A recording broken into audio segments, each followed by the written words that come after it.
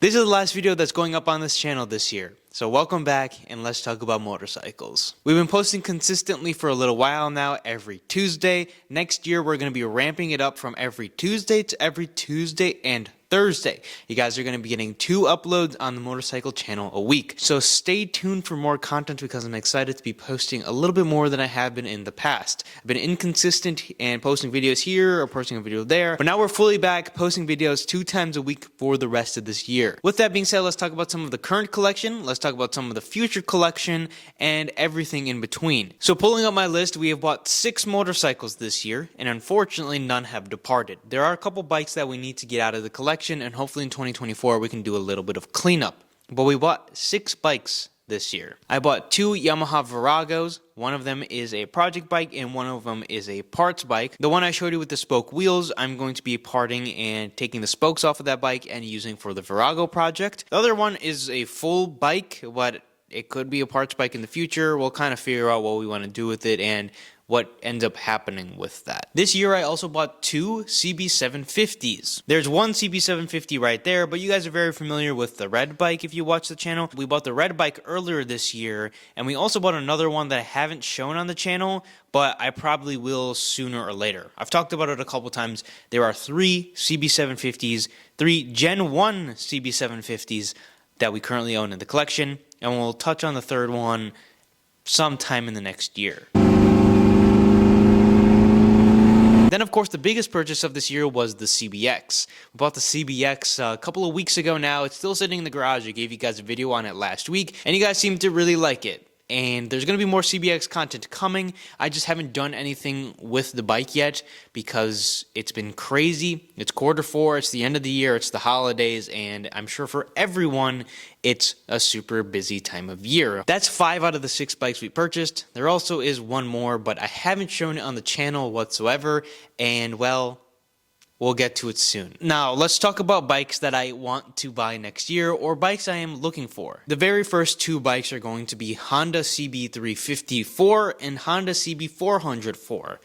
These are both bikes that I've been looking for this entire year and haven't found. The CB354 is a very rare bike. There's a couple that pop up here and there for sale, but when a clean one comes up, people ask way too much money for them. Some people list them for $8,000 or $9,000, and then they sit on the market for months and months, and they never end up selling. But mainly the CB354, people still ask $8,000 or $9,000, but don't have the original pipes or don't even have the remanufactured version of the original pipes. They just have like a 4x2, which in my opinion just doesn't look as good as the 4 all the way around. The pipes do rot, which could be a huge reason as to why people take them off. I know a lot of people kind of ruined these bikes back in the day, which is why they are so expensive now. Another bike I'd be looking for is another BSA. Now, I have a BSA on order. Whenever it shows up, if BSA even makes them into the US. BSA as a brand came back a couple of years ago. They make bikes for England and France, but they haven't yet to come to the United States. But they haven't figured out a dealer network from what I'm hearing, so they can't bring them into the US because they have no one to sell them. But I'd also be interested in getting an older BSA of some sort. Obviously, a Gold Star would be ideal, but that's a $20,000, $30,000 motorcycle at this point in time, so probably not on the list, but another Flash or something along that extent of something that is still a little undervalued would be a cool addition to the collection. I also think it's time to finally add a Norton to the collection. We don't have a single Norton. I don't think my dad's ever had a Norton, and we both love them, but the right ones never come up. And if the right one comes up, we're definitely going to add it, and that's why it's part of this list. Another bike would be the first year of the Honda Goldwing. Another super cool bike. It's a flat motor, so it has horizontally opposed cylinders, and it'd just be a cool bike to add to the collection. Another cool bike that I'd love to do as a kind of cafe racer project would be a CB350, not the 4, but just a regular CB350. Also to pair with the R9T Racer, I'd love to have an R9T Urban GS, kind of like a scrambler version of the bike. Another one would be a Yamaha RD350. We don't have a 2-stroke currently here. We have one in the collection, but it's not here, so I kind of would like a nice 2-stroke. I think it'd be fun. Plus the RDs are kind of valuable, so finding a good one for a good price would probably be a nice piece to have in the collection. Another bike I would love to own is a Kawasaki KLX 300. I kind of really want a dirt bike scrambler that I can just ride and put miles on, but they're a little too expensive, so I said it last year, I still haven't bought one this year because of the price. Another year's gone by, so more have flooded into the market. Another model year has gone by, so potentially the older ones will depreciate. Last year was the first time they came out as a 300, so potentially I can pick one up used now. And, well, there's a couple other bikes that we really want to add to the collection, but I'm going to keep them a secret for now just in case we pick them up already or are going to pick them up in the near future. As far as some updates with the current bikes, we have one bike that is currently getting restored, and that bike is hopefully going to be done Q1 of 2024, and I can't wait to reveal it to you guys. The Yamaha Virago project, I'm going to have an update on soon. We got the tank mounted, but really haven't done too much progress with it. We're still playing around with the front end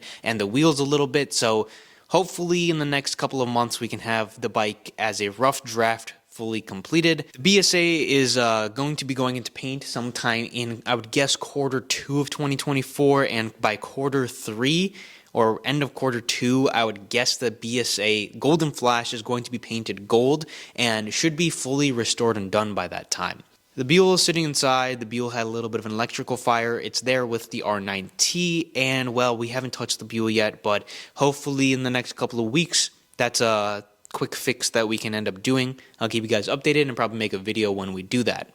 As you can see, this connector here basically melted itself, which is causing the bike to have weird starting issues. Goals for next year on this channel, like I said, I want to be uploading 2 times a week on here, every single week. I want to do more technical videos, get some better riding videos, get a helmet, microphone of some sort, and do some better reviews for you guys because I have motorcycles accessible, possibly get some more motorcycles from dealers or something like that, and just do some nice reviews. And then I also want to dive into some of the history on some of these bikes. I've done surface level reviews talking about what they are, what they mean to kind of me, why we bought them, why they're part of the collection, and that's kind of like when I reveal it to you guys. But I want to do some more like in-depth, more than just like a what the bike is, how it rides, but more of like why it was built, how it affected the brand, a type of reviews, and I think you guys would enjoy that. Q1 of 2024, a huge goal I have is to reveal all of the bikes. So stay tuned for that because there should be a couple of surprises thrown your guys' way. The only bikes I will not reveal are bikes that I intend to do a build series on, which is the more technical side of the videos. So when we build them, I will reveal them. 90% of the motorcycles will be shown on camera, and you guys will have a full idea of the entire collection. And that's been a little reveal and a little wrap of last year, and some goals and stuff I have of next year, and some things that might possibly be coming to the channel. Let me know in the comment section down below if you guys have enjoyed this last year of content, especially the last couple of months, and are excited for the next year.